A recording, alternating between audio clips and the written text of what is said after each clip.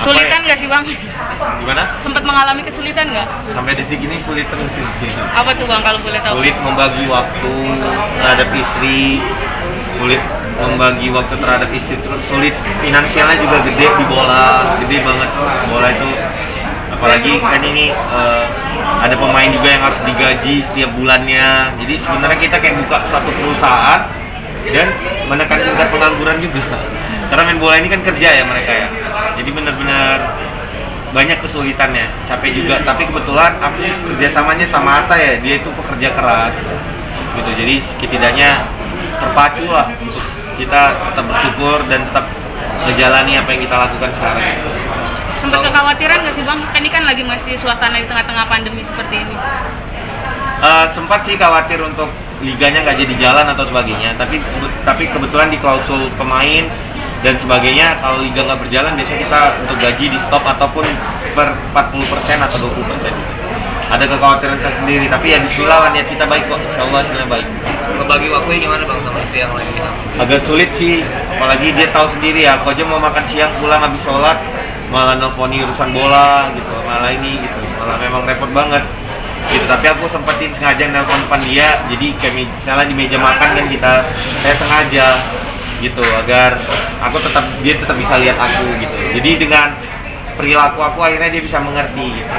Istri sendiri suka mulai tertarik dengan dunia bola nggak itu? Mulai tertarik. Soalnya kan suami emang dari dulu suka banget bola, terus cintanya itu kayak cinta banget, apalagi sama Arsenal kan. Itu mau gimana pun repotnya dia atau sibuknya dia selalu nyempetin buat nonton bola. Jadi gara-gara itu jadi pengen ikutan suka gitu. Jadi sepak bola ini bukan hal yang baru bagi saya. Jadi saya suka klub namanya Arsenal. Cita-cita saya pingin banget beli ke Arsenal, pingin merubah tatanannya gitu, pingin merubah pemain-pemainnya gitu. Tapi nggak mungkin langsung situ kan. Tapi ini langkah-langkah ini udah mulai arah ke sana nih.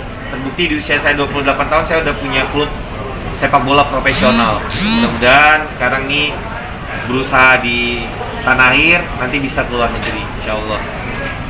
Kira-kira klub bola ini bakal ada target yang menjadi gimana nih Bang? Targetnya ini akan membuat sejarah sih gitu. Targetnya kalau misalnya kami promosi ke Liga 1 itu sejarah banget gitu. Karena kita semua mungkin dari semua teman-teman media mungkin ada yang nggak pernah dengar Pati atau lupa apa itu Pati gitu.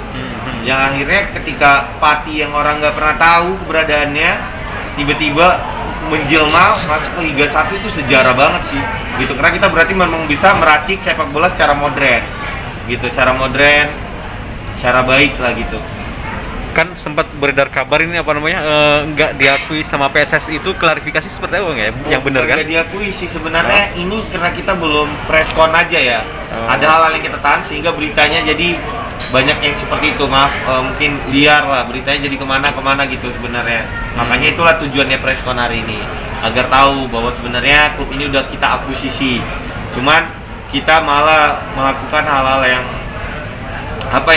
yang menunggulah gitu, yang artinya kita tetap di Pati juga saat ini. Berarti langsung sama PSSI udah diakui atau gimana Bang? Untuk dari PSSI kita sangat menghargai apapun keputusan PSSI, regulasi dari PSSI. Jadi apapun nanti keputusan dari PSSI, yang jelas dari PSG Pati sendiri yang memang udah kita akuisisi, kita udah kirim surat untuk merubah nama, logo dan sebagainya. Nanti apapun keputusan dari PSSI, kita tetap harus menghargai. Apakah menunggu kongres, ataukah sebagaimana, kita tetap menghargai. Pokoknya fokus utama kami bukan di nama, tapi fokus utama kami bagaimana menciptakan tim ini bisa solid, bisa hebat, bisa membanggakan lah. Apa gebrakannya ini Bang? Untuk gerakannya sebenarnya kenapa kita pilih PSG Pati, yaitu dia udah kuat.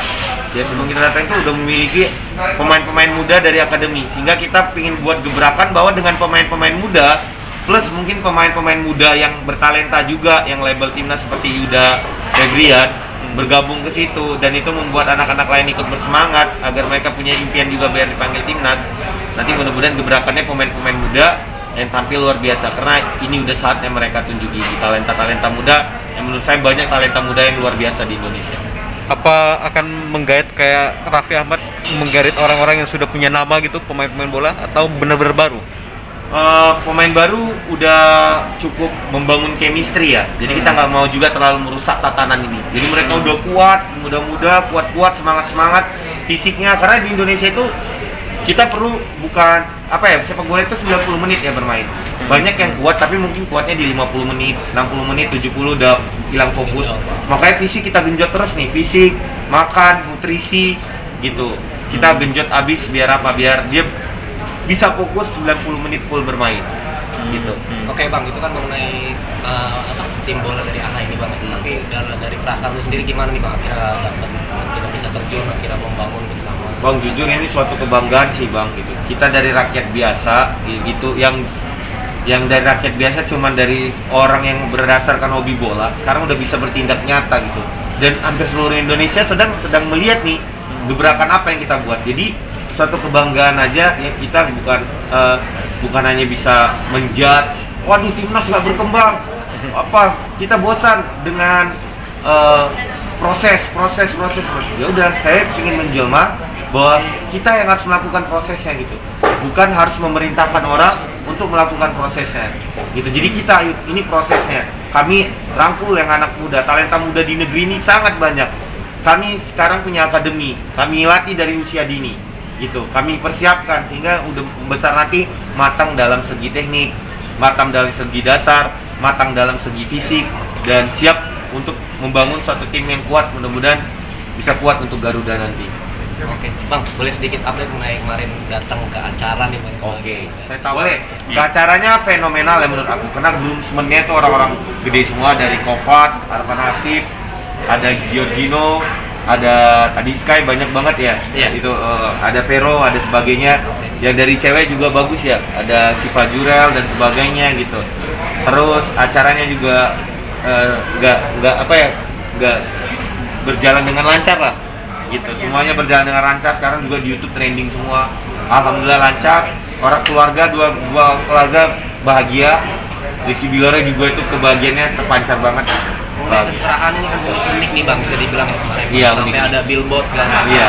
Itu gimana sih bang lu menanggapinya? Apa ya, memang Bilar juga sekarang seorang content creator ya. Ya, jadi agak punya pikiran-pikiran yang canggih lah, kreatif.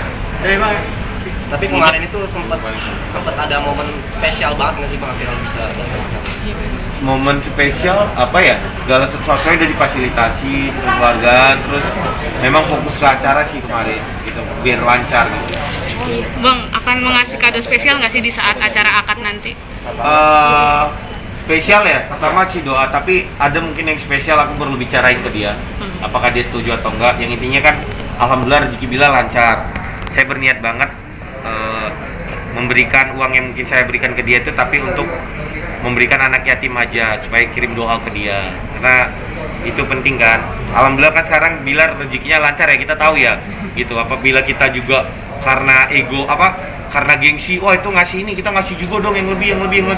Sementara kita masih punya saudara-saudara yang perlu kita perhatikan ya. Kita masih punya saudara-saudara kita mungkin yang saat ini menahan rasa lapar dan sebagainya. Saya rasa Bilar juga orang yang baik kok, sama ini dia memberi, nggak pernah dia kasih tahu. Tapi saya perlu diskusi untuk ini, kali aja dia makin pintu rezekinya makin kebuka, diberikan kesehatan, segera punya momongan. Kenapa? Ya rezeki ini bukan hanya tentang uang dan harta kan, kesehatan, keturunan juga gitu. Jadi harapannya nanti aku bicarain ya, dia rezekinya kan alhamdulillah ya. Mungkin hadiah aku mungkin bisa undang 1.000 atau 2.000 anak yatim yang turut mendoakan untuk keluarganya agar sakinah mawaddah warahmah. Ada bocoran dikit bang buat tempatnya nanti sama buat Mungkin Pastinya nggak lama. Nggak lama. Dalam tempo dekat ini bang. Dalam tempo yang dekat dan waktu yang sesingkat-singkatnya. Ya, makasih ya.